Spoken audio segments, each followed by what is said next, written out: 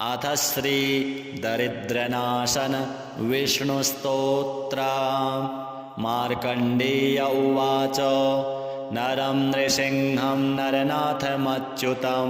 प्रलम्बबाहुं कमलायतेक्षणं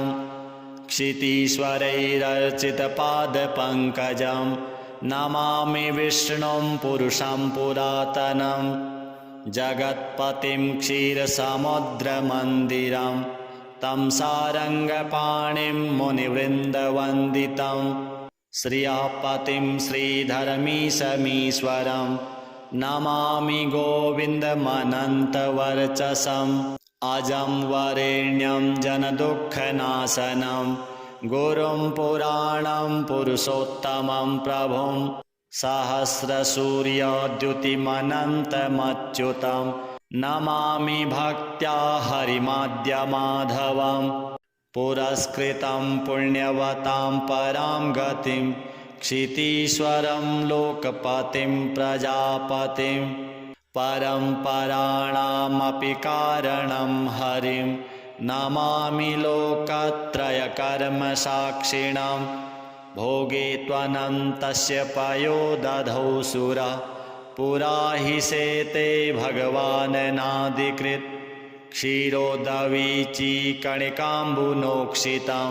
तं श्रीनिवासं प्रणतोऽस्मि केशवम् यो नारसिंहं वपुरास्थितो महान् सुरो मुरारिर्मधुकैटभान्तकृत् समस्तलोकार्तिहरं हिरण्यकं नमामि विष्णुं सततं नमामि तम् अनन्तमव्यक्तमतीन्द्रियं विभुं स्वे स्वे हि रूपे स्वयमेव संस्थितं योगेश्वरैरेव सदा नमस्कृतं नमामि भक्त्या सततं जनार्दनम् आनन्दमेकं विरजं विदात्मकं वृन्दालयं योगिभिरेव पूजितम् अणोरणीयान् समवृद्धिमक्षयं नमामि भक्तप्रियमीश्वरं हरिं श्रीवासुदेवार्पणमस्तु। नरं नृसिंहं नरनाथमच्युतं प्रलम्बबाहुं कमलायतेक्षणं क्षितीश्वरैरर्चितपादपङ्कजं नमामि विष्णुं पुरुषं पुरातनं जगत्पतिं क्षीरसमुद्रमन्दिरं तं सारङ्गपाणिं मुनिवृन्दवन्दितं श्रियःपतिं श्रीधरमीशमीश्वरं नमामि गोविन्दमनन्तवर्चसम् अजं वरेण्यं जनदुःखनाशनं गुरुं पुराणं पुरुषोत्तमं प्रभुं सहस्रसूर्यद्युतिमनन्तमच्युतं नमामि भक्त्या हरिमाद्यमाधवं पुरस्कृतं पुण्यवतां परां गतिं क्षितीश्वरं लोकपतिं प्रजापतिं परम्पराणामपि कारणं हरिं नमामि लोकत्रयकर्मसाक्षिणं भोगे त्वनन्तस्य पयोदधौ सुरा पुरा हि शेते भगवाननादिकृत् क्षीरोदवीचीकणिकाम्बुनोक्षितं तं श्रीनिवासं प्रणतोऽस्मि केशवम् यो नारसिंहं वपुरास्थितो महान् सुरो मुरारिर्मधुकैटभान्तकृत् समस्तलोकार्तिहरं हिरण्यकं नमामि विष्णुं सततं नमामि तम् अनन्तमव्यक्तमतीन्द्रियं विभुं स्वे स्वे हि रूपे स्वयमेव संस्थितं योगेश्वरैरेव सदा नमस्कृतं नमामि भक्त्या सततं जनार्दनम् आनन्दमेकं विरजं विदात्मकं वृन्दालयं योगिभिरेव पूजितम् अणोरणीयान् समवृद्धिमक्षयं नमामि भक्तप्रियमीश्वरं हरिं श्रीवासुदेवार्पणमस्तु। नरं नृसिंहं नरनाथमच्युतं प्रलम्बबाहुं कमलायतेक्षणं क्षितीश्वरैरर्चितपादपङ्कजं नमामि विष्णुं पुरुषं पुरातनं जगत्पतिं क्षीरसमुद्रमन्दिरं तं सारङ्गपाणिं मुनिवृन्दवन्दितं श्रियापतिं श्रीधरमीशमीश्वरं नमामि गोविन्दमनन्तवर्चसम् अजं वरेण्यं जनदुःखनाशनं गुरुं पुराणं पुरुषोत्तमं प्रभुं सहस्रसूर्यद्युतिमनन्तमच्युतं नमामि भक्त्या हरिमाद्यमाधवं पुरस्कृतं पुण्यवतां परां गतिं क्षितीश्वरं लोकपतिं प्रजापतिं परम्पराणामपि कारणं हरिं नमामि लोकत्रयकर्मसाक्षिणां भोगे त्वनन्तस्य पयोदधौ सुरा पुरा हि शेते भगवाननादिकृत् क्षीरोदवीचीकणिकाम्बुनोक्षितं तं श्रीनिवासं प्रणतोऽस्मि केशवम् यो नारसिंहं वपुरास्थितो महान् सुरो मुरारिर्मधुकैटभान्तकृत् समस्तलोकार्तिहरं हिरण्यकं नमामि विष्णुं सततं नमामि तम् अनन्तमव्यक्तमतीन्द्रियं विभुं स्वे स्वे हि रूपे स्वयमेव संस्थितं योगेश्वरैरेव सदा नमस्कृतं नमामि भक्त्या सततं जनार्दनम् आनन्दमेकं विरजं विदात्मकं वृन्दालयं योगिभिरेव पूजितम् अणोरणीयान् समवृद्धिमक्षयं नमामि भक्तप्रियमीश्वरं हरिं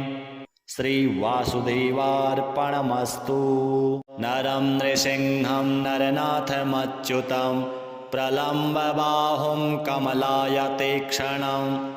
क्षितीश्वरैरर्चितपादपङ्कजं नमामि विष्णुं पुरुषं पुरातनं जगत्पतिं क्षीरसमुद्रमन्दिरं तं सारङ्गपाणिं मुनिवृन्दवन्दितं श्रियापतिं श्रीधरमीशमीश्वरं नमामि गोविन्दमनन्तवर्चसम् अजं वरेण्यं जनदुःखनाशनं गुरुं पुराणं पुरुषोत्तमं प्रभुं सहस्रसूर्यद्युतिमनन्तमच्युतं नमामि भक्त्या हरिमाद्यमाधवं पुरस्कृतं पुण्यवतां परां गतिं क्षितीश्वरं लोकपतिं प्रजापतिं परम्पराणामपि कारणं हरिं नमामि लोकत्रयकर्मसाक्षिणां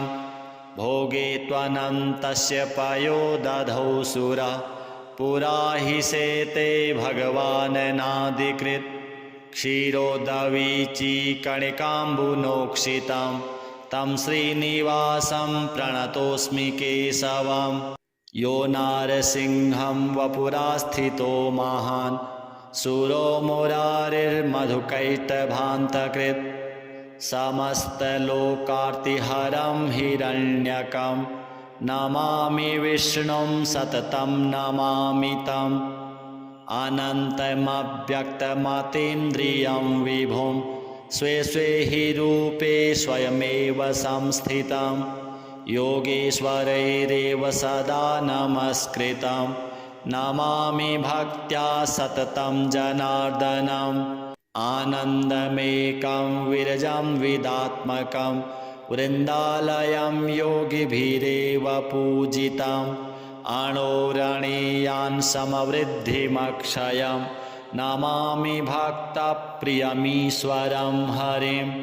श्रीवासुदेवार्पणमस्तु। नरं नृसिंहं नरनाथमच्युतं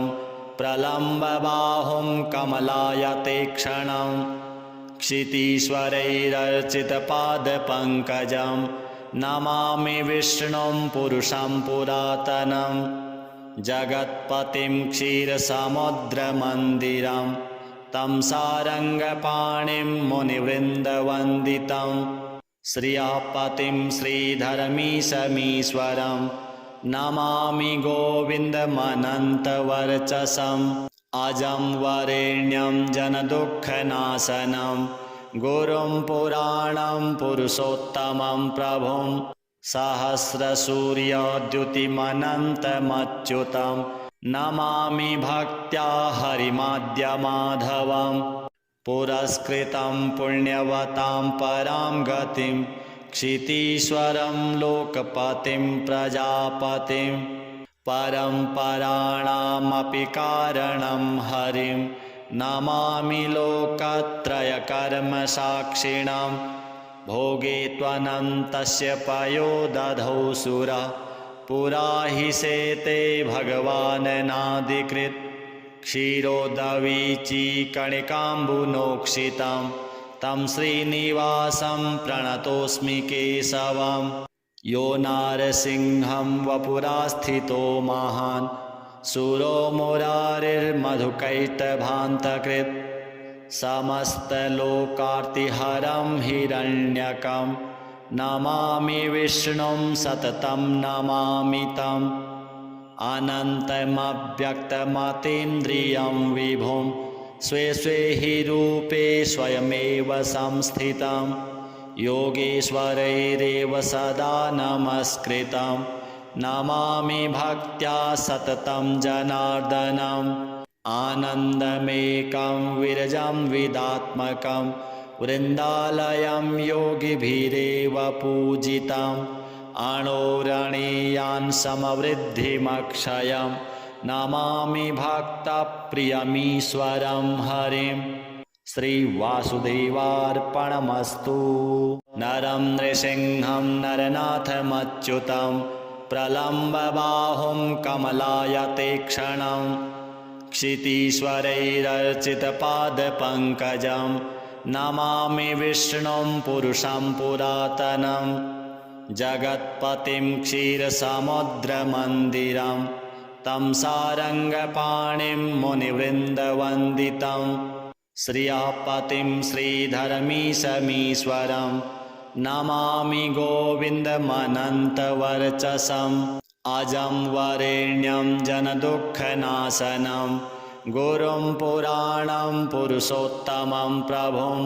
सहस्रसूर्यद्युतिमनन्तमच्युतं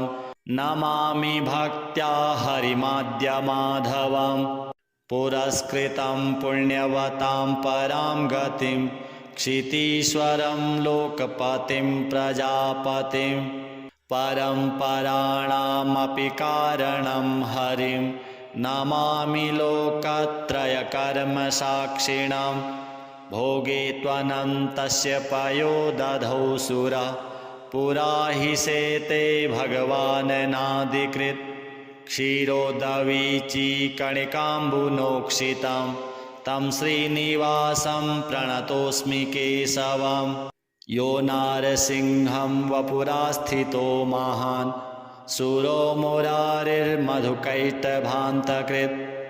समस्तलोकार्तिहरं हिरण्यकं नमामि विष्णुं सततं नमामि तम् अनन्तमव्यक्तमतीन्द्रियं विभुं स्वे स्वे हि रूपे स्वयमेव संस्थितं योगेश्वरैरेव सदा नमस्कृतं नमामि भक्त्या सततं जनार्दनम् आनन्दमेकं विरजं विदात्मकं वृन्दालयं योगिभिरेव पूजितम् अणोरणीयान् समवृद्धिमक्षयं नमामि भक्तप्रियमीश्वरं हरिम् श्रीवासुदेवार्पणमस्तु। नरं नृसिंहं नरनाथमच्युतं प्रलम्बबाहुं कमलायतेक्षणं क्षितीश्वरैरर्चितपादपङ्कजं नमामि विष्णुं पुरुषं पुरातनं जगत्पतिं क्षीरसमुद्रमन्दिरं तं सारङ्गपाणिं मुनिवृन्दवन्दितं श्रियपतिं श्रीधरमीशमीश्वरं नमामि गोविन्दमनन्तवर्चसम् अजं वरेण्यं जनदुःखनाशनं गुरुं पुराणं पुरुषोत्तमं प्रभुं सहस्रसूर्यद्युतिमनन्तमच्युतं नमामि भक्त्या हरिमाद्यमाधवं पुरस्कृतं पुण्यवतां परां गतिं क्षितीश्वरं लोकपतिं प्रजापतिं परम्पराणामपि कारणं हरिं नमामि लोकत्रयकर्मसाक्षिणां भोगे त्वनन्तस्य पयोदधौ सुरा पुरा हि शेते भगवाननादिकृत् क्षीरोदवीचीकणिकाम्बुनोक्षितं तं श्रीनिवासं प्रणतोऽस्मि केशवम् यो नारसिंहं वपुरास्थितो महान् सुरो मुरारिर्मधुकैटभान्तकृत् समस्तलोकार्तिहरं हिरण्यकं नमामि विष्णुं सततं नमामि तम् अनन्तमव्यक्तमतीन्द्रियं विभुं स्वे स्वे हि रूपे स्वयमेव संस्थितं योगेश्वरैरेव सदा नमस्कृतं नमामि भक्त्या सततं जनार्दनम् आनन्दमेकं विरजं विदात्मकं वृन्दालयं योगिभिरेव पूजितम् अणोरणीयान् समवृद्धिमक्षयं नमामि भक्तप्रियमीश्वरं हरिं श्रीवासुदेवार्पणमस्तु।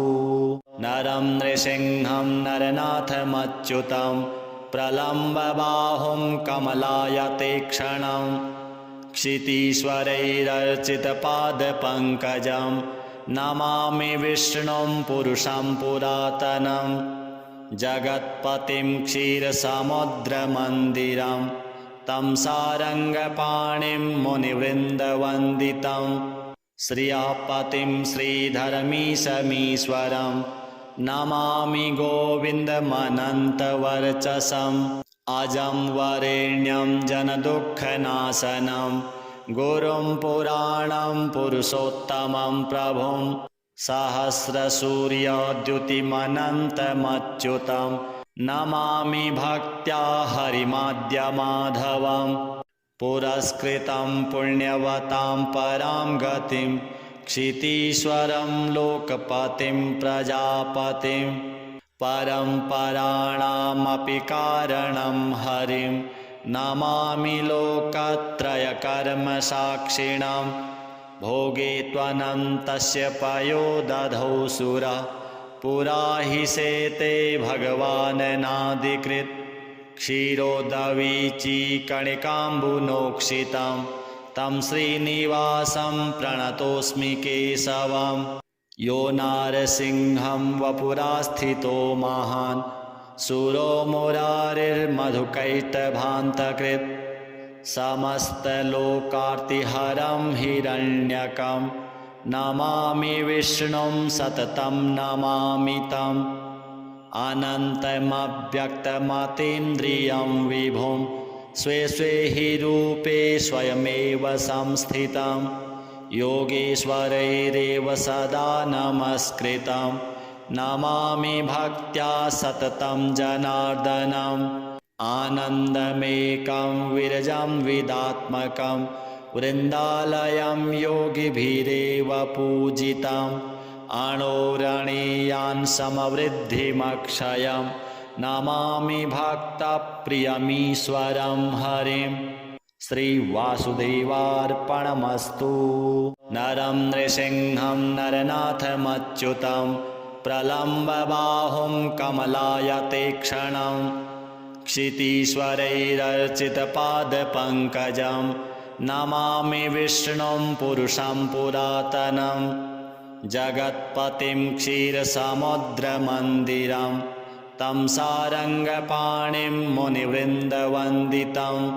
श्रियापतिं श्रीधरमीशमीश्वरं नमामि गोविन्दमनन्तवर्चसम् अजं वरेण्यं जनदुःखनाशनं गुरुं पुराणं पुरुषोत्तमं प्रभुं सहस्रसूर्यद्युतिमनन्तमच्युतं नमामि भक्त्या हरिमाद्यमाधवं पुरस्कृतं पुण्यवतां परां गतिं क्षितीश्वरं लोकपतिं प्रजापतिं परम्पराणामपि कारणं हरिं नमामि लोकत्रयकर्मसाक्षिणं भोगे त्वनन्तस्य पयोदधौ सुरा पुरा हि शेते भगवाननादिकृत् क्षीरोदवीचीकणिकाम्बुनोक्षितं तं श्रीनिवासं प्रणतोऽस्मि केशवं यो नारसिंहं वपुरास्थितो महान् सुरो मुरारिर्मधुकैटभान्तकृत् समस्तलोकार्तिहरं हिरण्यकं नमामि विष्णुं सततं नमामि तम् अनन्तमव्यक्तमतीन्द्रियं विभुं स्वे स्वे हि रूपे स्वयमेव संस्थितं योगेश्वरैरेव सदा नमस्कृतं नमामि भक्त्या सततं जनार्दनम् आनन्दमेकं विरजं विदात्मकं वृन्दालयं योगिभिरेव पूजितम् अणोरणीयान् समवृद्धिमक्षयं नमामि भक्तप्रियमीश्वरं हरिं श्रीवासुदेवार्पणमस्तु। नरं नृसिंहं नरनाथमच्युतं प्रलम्बबाहुं कमलायतेक्षणं क्षितीश्वरैरर्चितपादपङ्कजं नमामि विष्णुं पुरुषं पुरातनं जगत्पतिं क्षीरसमुद्रमन्दिरं तं सारङ्गपाणिं मुनिवृन्दवन्दितं श्रियापतिं श्रीधरमीशमीश्वरं नमामि गोविन्दमनन्तवर्चसम् अजं वरेण्यं जनदुःखनाशनं गुरुं पुराणं पुरुषोत्तमं प्रभुं सहस्रसूर्यद्युतिमनन्तमच्युतं नमामि भक्त्या हरिमाद्यमाधवं पुरस्कृतं पुण्यवतां परां गतिं क्षितीश्वरं लोकपतिं प्रजापतिं परम्पराणामपि कारणं हरिं नमामि लोकत्रयकर्मसाक्षिणं भोगे त्वनन्तस्य पयोदधौ सुरा पुरा हि शेते भगवाननादिकृत् क्षीरोदवीचीकणिकाम्बुनोक्षितं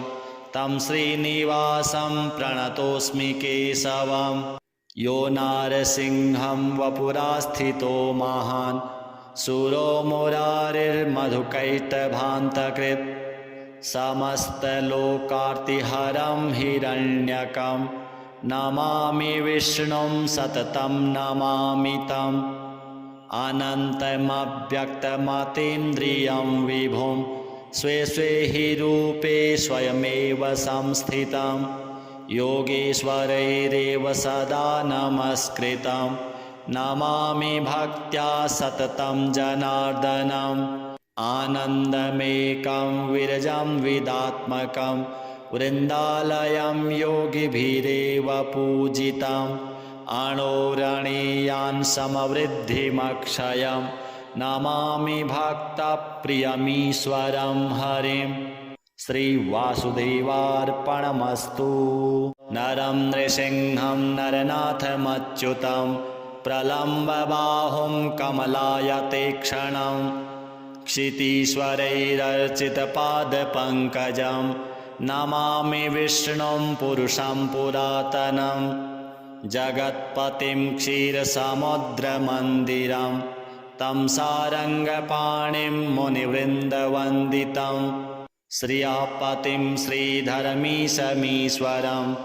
नमामि गोविन्दमनन्तवर्चसम् अजं वरेण्यं जनदुःखनाशनं गुरुं पुराणं पुरुषोत्तमं प्रभुं सहस्रसूर्यद्युतिमनन्तमच्युतं नमामि भक्त्या हरिमाद्यमाधवं पुरस्कृतं पुण्यवतां परां गतिं क्षितीश्वरं लोकपतिं प्रजापतिं परम्पराणामपि कारणं हरिं नमामि लोकत्रयकर्मसाक्षिणां भोगे त्वनन्तस्य पयो दधौ सुरा पुरा हि शेते भगवाननादिकृत् क्षीरोदवीचीकणिकाम्बुनोक्षितं तं श्रीनिवासं प्रणतोऽस्मि केशवम् यो नारसिंहं वपुरास्थितो महान् सुरो मुरारिर्मधुकैटभान्तकृत् समस्तलोकार्तिहरं हिरण्यकं नमामि विष्णुं सततं नमामि तम् अनन्तमव्यक्तमतीन्द्रियं विभुं स्वे स्वे हि रूपे स्वयमेव संस्थितं योगेश्वरैरेव सदा नमस्कृतं नमामि भक्त्या सततं जनार्दनम् आनन्दमेकं विरजं विदात्मकं वृन्दालयं योगिभिरेव पूजितम् अणोरणीयान् समवृद्धिमक्षयं नमामि भक्तप्रियमीश्वरं हरिं श्रीवासुदेवार्पणमस्तु।